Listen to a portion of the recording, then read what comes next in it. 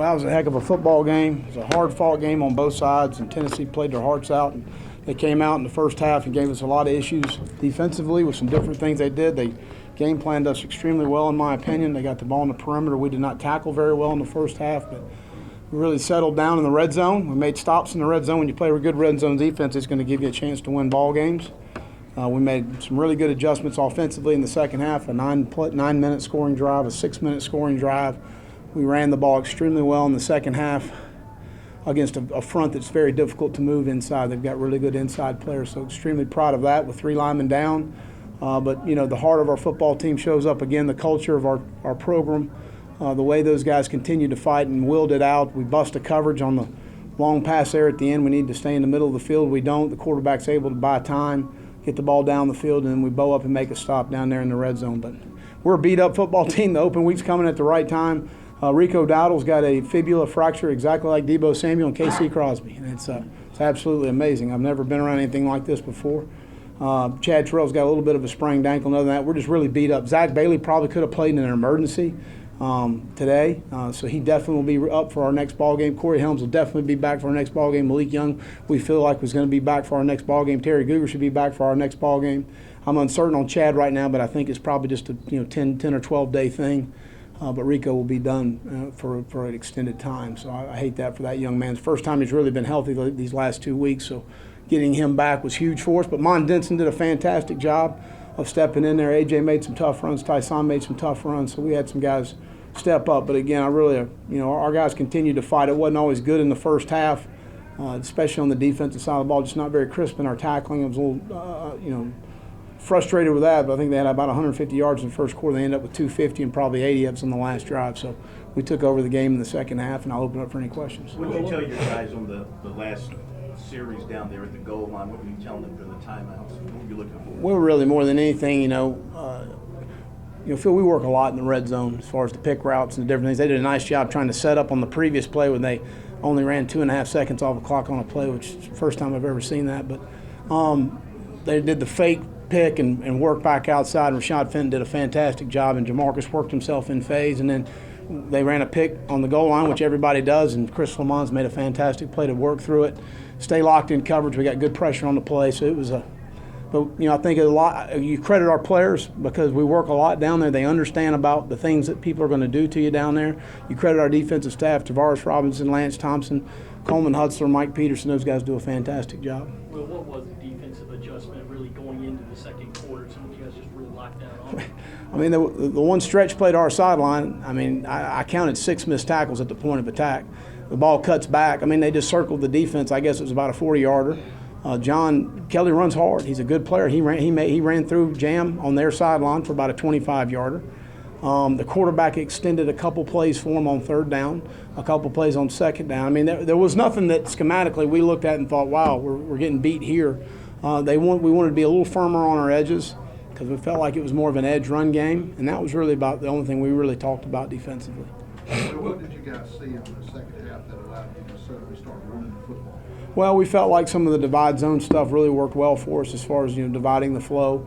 We cut the ball inside a good bit, and we made better cuts at the running back position. The RPOs were very effective for us, which I think loosened them up. I do think some of the shots early in the game loosened them up. Loosened them up outside to know that, hey, on the first play of the game, we're going to take a shot on you, and we're going to continue to do that. So those are things that we've got to continue to do. But, again, our guys made a you got to credit Kurt Roper and Eric Wolford and Bobby Bentley and Pat Washington and Brian McClendon. Those guys did a fantastic job at halftime of not a whole lot was going good at the time. We get a 4th and 1 stop. They get a field goal really before half, and you go in there and we make some adjustments. And so I was really proud of that, how we responded. Well, it was one of those offensive adjustments to start attacking the edges more so the middle would open up. Yeah, we did to get the rocket sweeps and those things. We've got to continue to work. Ain't no doubt. Well, what about all the big plays on defense for the second week in a row? What's that? All the big plays on defense for the second week. We didn't get any turnovers, did we? No, but sacks. Oh yeah, no doubt. We got to get pressure. And Gene, we're having a hard time manufacturing a 4-man rush. And we had a third down was a really nice call by T-Rob. He brought field pressure. We got pressure off the edge to track the quarterback down. I do think we did get some good four-man rush as far as those things were concerned. He's mostly a one-read guy. If it's not there, he's going to pull it and run it. We saw that after the first series. So we needed to be able to leave a rat in the hole in a lot of situations to spy on him. We did that more than we've ever done. So, I mean, there were some things that I thought adjustment-wise we did do a nice job of in the game. But there's no question some momentum plays in the game that we were able to make was really a huge part of that. Will, I know the official called it by the rule, but is it kind of a silly rule that Yeah. Worth could be called? You know, we say it's about player safety. You know what? If a player decides he wants to stick his face in there without his helmet on, he's making his own judgment. That's what Will Muschamp would do. I'd stick my face in the fire every single time. And why you get penalized that is ridiculous. Now, if you're soft and you don't want to stick your face in there, that's your decision. But it ought to be the player's decision.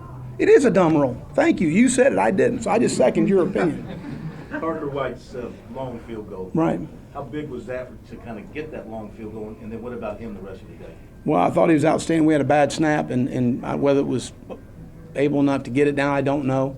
We'll look at that. We've had a couple bad snaps on field goal we've got to work through. Ben's been very consistent, so he's certainly capable. But, you know, I think, you know, when you show confidence in a player, eventually they see it and they take ownership in it. And when you know they have the ability to eventually do the job, you know, that's part of what coaches do. And I had the total confidence in him and all.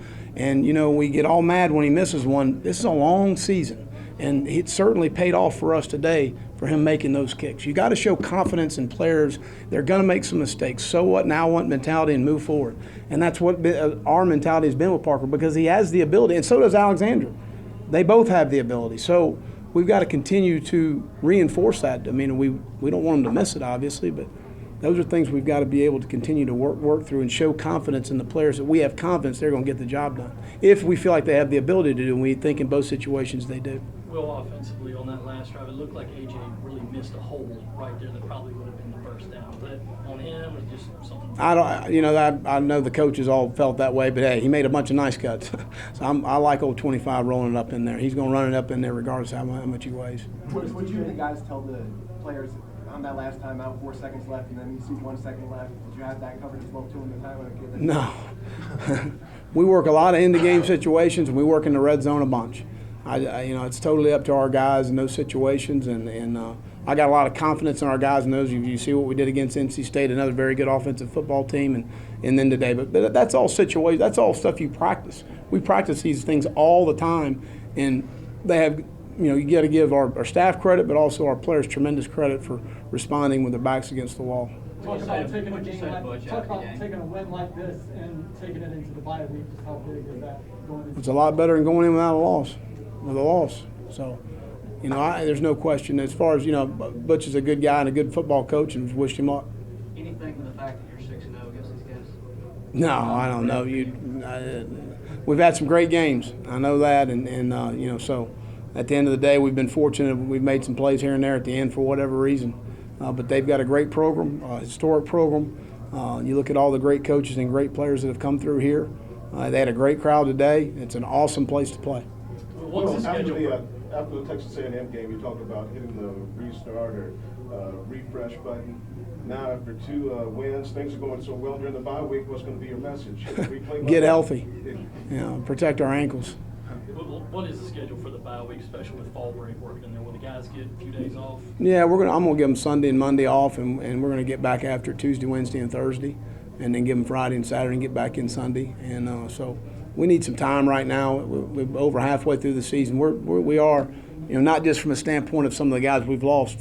Long term, we've got a lot of nicks and bruises and some guys that need to get healthy in the open week, and we need to be smart with what we're doing. Preview some opponents we'll face down the road. We've got some really good football teams starting with Vanderbilt at Williams, Bryce coming up. So we've got to get back, get healthy, get on the road recruiting our coaches. We'll recruit Monday, Thursday, and Friday. So we'll be out a good bit. What's DJ Wanham done over the past 2 weeks to elevate his game? I don't know about the last 2 weeks. I think he's gotten more statistical stuff the last 2 weeks, but he's been playing really good football for us this year. I say he's a steady hand. I know we're going to get production out of number 8. I don't blink. I know what kind of production we're going to get out of him. He's a really good football player. He's one of the more intelligent players that I've ever been around as far as just understanding the game and getting the game. And he's a self-starter. I mean, there's not enough positive things I can really say about him. Coach, did you see your team take any forward steps and be more consistent in any areas? Well, you know, just over the last 2 weeks, the ability to run the football. to me has been huge. And I think the ability to stop the run, because really it wasn't being whipped at the point of attack, in my opinion, in the first half. We missed some tackles. We didn't leverage the ball. We did some very correctable things, in my opinion, early on that were very disappointing. But we responded in the second half the way we need to as far as stopping the run. When you're in this game, did you feel like it was 2014 again in that 10-9 game here? Yeah, the year 2014. I thought you were talking about score 2014. I was trying to go through the Rolodex there. There's been a lot of third down since then. So, it was a tight ball game, but I don't really recollect stuff like that. I mean, it's at the end of the day, we're trying to do the things we need to do to win the game. We thought we could get the first down on the run there late, and we were really, gashing them pretty good, and we felt like we could get the first down. We just didn't quite get it. A season high in sacks. You mentioned DJ's play. Just what did you see from your D-line today? Again, I think that, from a standpoint of being able to win in the one-on-ones, being better at the four-man rush than we were, it's the old saying is we're not where we want to be, but thank God we're not where we were. So we need to continue to improve. Is there anything to those fibula injuries? Is it an equipment issue or just bad luck? No, I think we just need to drink more milk. What's allowed y'all to run the ball? What's that? What's allowed y'all to run the ball better these last couple of weeks? Well, I just think, we've gotten 5 guys gelling together over a 3-week period that have been in there together. There's not been a shuffling of the deck. I do think the closest 2 units on your football team needs to be the offensive line and the secondary. The communication up front is critical. I think our offensive staff has done a really good job of narrowing down some things that we do extremely well. And we've lessened our scope as far as some of the things that we've tried to carry in a game. Our guys have gotten more repetitions in practice at the things we carry into the game, which I think, again, I credit our offensive staff for that. With Tennessee making the quarterback switch midweek, how does preparing for an unhandled guy affect preparation, or does that do that anything at all? Well, you can't put a whole new offense in a week, so they ran their basic things, and obviously tried to accentuate some of the things that he does well. He does have legs. He does have ability to escape, which he did several times against us today. But those are things you adjust in game as far as some of the things that you're seeing. Would you say that Scott Moore seemed kind of all over the place? He makes a bunch of plays. He's a really good player, and he overcomes coaching a lot. Will, with all the injuries that you experienced over the season, do your second string and third string guys start to show you or give you confidence in them to have them in the game when it matters the most? Well, if we put them on the field, they better play well. That's kind of our deal around here. So I've got a lot of confidence in the depth that we've been able to build. As far as Debo Samuel and Casey Crosby and Bryson Allen Williams, I mean, those are extended injuries, and obviously Rico. But we're going to get Zach back. We're going to get Corey back. I mean, those are some injuries that everybody in the country is dealing with stuff like this. It's been unfortunate where we've been hit with some critical guys like Debo, like Bryson, like KC, now Rico, of guys that are unfortunately long-term situations. That's unfortunate, but the high ankle sprains and getting dinged on the shoulder, I mean, those things happen. Was there any particular